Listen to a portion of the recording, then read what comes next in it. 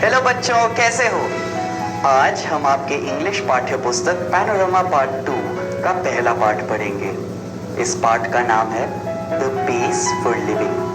Pace का मतलब होता है रफ्तार, तो चैप्टर के नाम का मतलब हुआ जीने के लिए रफ्तार। इस वीडियो में हम इन विषयों पर बात करेंगे। इंट्रोडक्शन यानी परिचय, यहाँ हम लेखक के नाम, उनके लेखक का ढंग और इस पाठ के सार के बारे में बात करेंगे कि ये चैप्टर किस चीज के बारे में बात कर रहा है। उसके बाद हम पढ़ेंगे द प्ले इन डबलिन के बारे में। डबलिन शहर आयरलैंड की राजधानी है। लेखक डबलिन में एक नाटक देखने गए थे और हम उस नाटक के बारे में बात करेंगे। अगले हिस्सों में हम बात करेंगे स्पीड द गुड और स्पीड द बैड के विषय में। रफ्तार के कुछ गुण हैं जिनसे हमें फायदा होता है और कुछ दोष है जो चीजें हमारे लिए बुरी हैं। इस हिस्से में हम दोनों तरफ से जिंदगी की रफ्तार को देखेंगे। इंट्रोडक्शन, पाठ का परिचय। यह पाठ ब्रिटेन के नॉवेलिस्ट यानी उपन्यासकार R.C. हचिंसन ने लिखी है।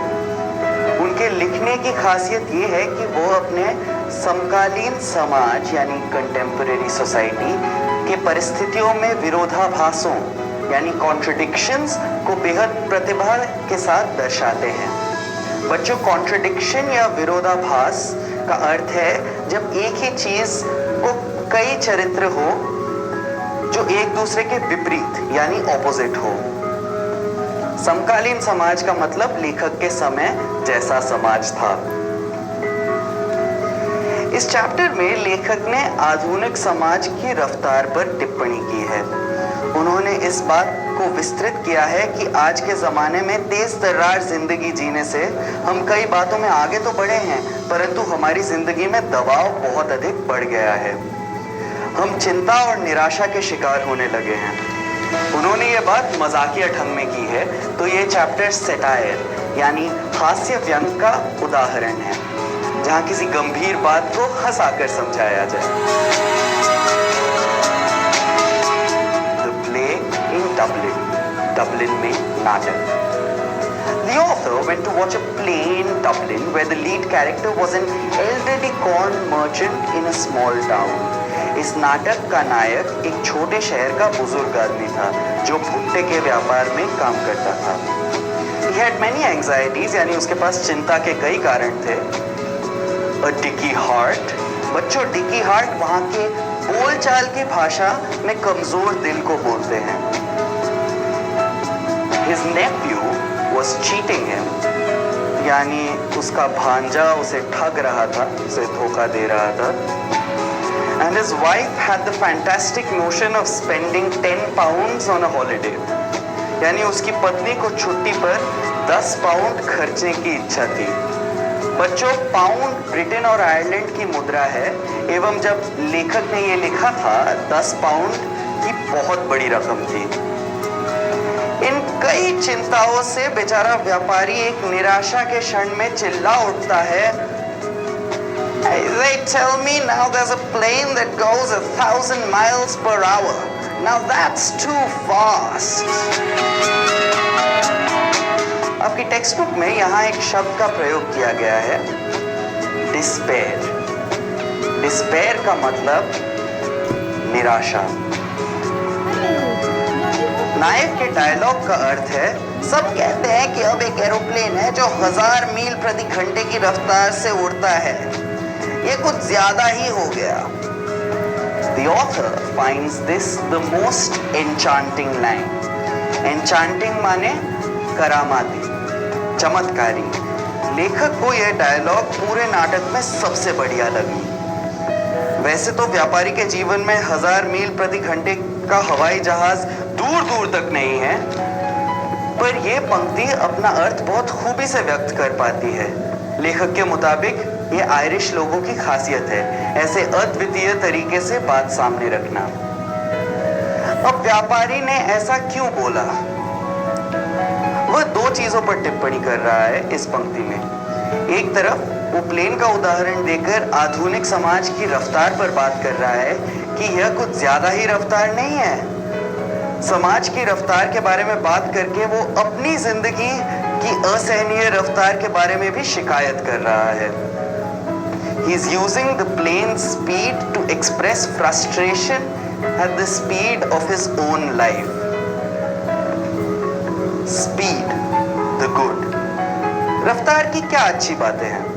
लेखक कहते हैं I love driving at 90 miles per hour, 90 मील प्रति घंटे, as long as it's not my car.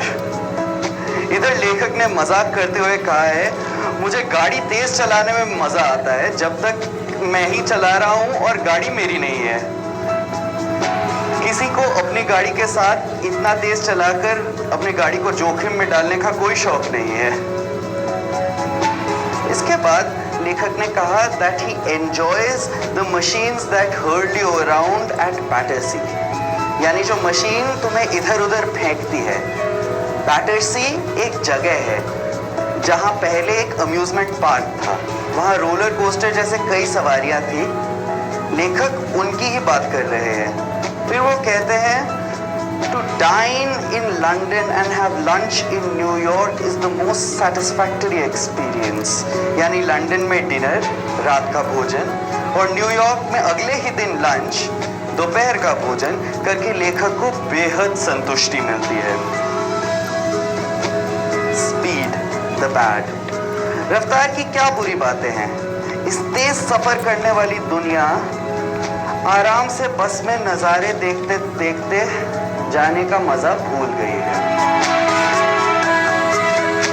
लेखक ने उदाहरण समरसेट और स्पेन की बसों का देते हुए ये बात सामने रखी है। समरसेट भी ब्रिटेन में एक जगह है। हालांकि लेखक कहते हैं कि ये दुख की बात नहीं है, क्योंकि हमारे पूर्वजों को तेज रफ्तार का आनंद नहीं मिलता था। ये प्रगति की भी निशानी है, तो शिकायत की कोई वजह नहीं।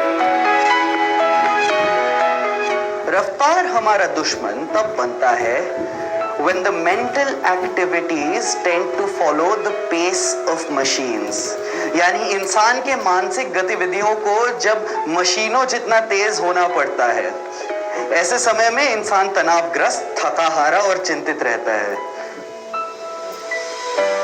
तो बच्चों, आज हमने क्या सीखा? इंट्रोडक्शन, चैप्टर का परिचय, जिसमें हमने बात की लेखक आर.सी. हचिंसन के बारे में, जो ब्रिटेन के उपन्यासकार थे। हमने यह बात की प्ले इन डबलिन के बारे में,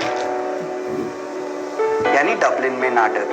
हमने एक नाटक के बारे में पढ़ा जो लेखक ने डबलिन में देखा था, जहां एक व्यापारी अपने रफ्तार भरी जिंदगी से परेशान होकर एक डायलॉग बोलता है जो लेखक को बहुत पसंद आई। फिर हमने पढ़ा स्पीड द गुड और स्पीड द बैड के बारे में। रफ्तार की अच्छाइयाँ कि तेज गाड़ियों में, रोलर कोस्टर में मजा आता है, और रफ्तार की बुराइयाँ कि वो इंसानों को तनावग्रस्त कर रही है। बच्चों, घर जाकर अपनी किताब पैनोरामा पार्ट 2 से पहला chapter the pace for living ध्यान से जरूर पढ़ना। अगली क्लास में हम पढ़ेंगे ऑथर्स स्लो थिंकिंग, यानी लेखक अपनी धीमी सोच के बारे में क्या कहते हैं, और watching a movie with wife, यानी लेखक अपनी पत्नी के साथ मूवी देखते जाते हुए क्या कहते हैं। आज के लिए सिर्फ इतना ही। Thank you.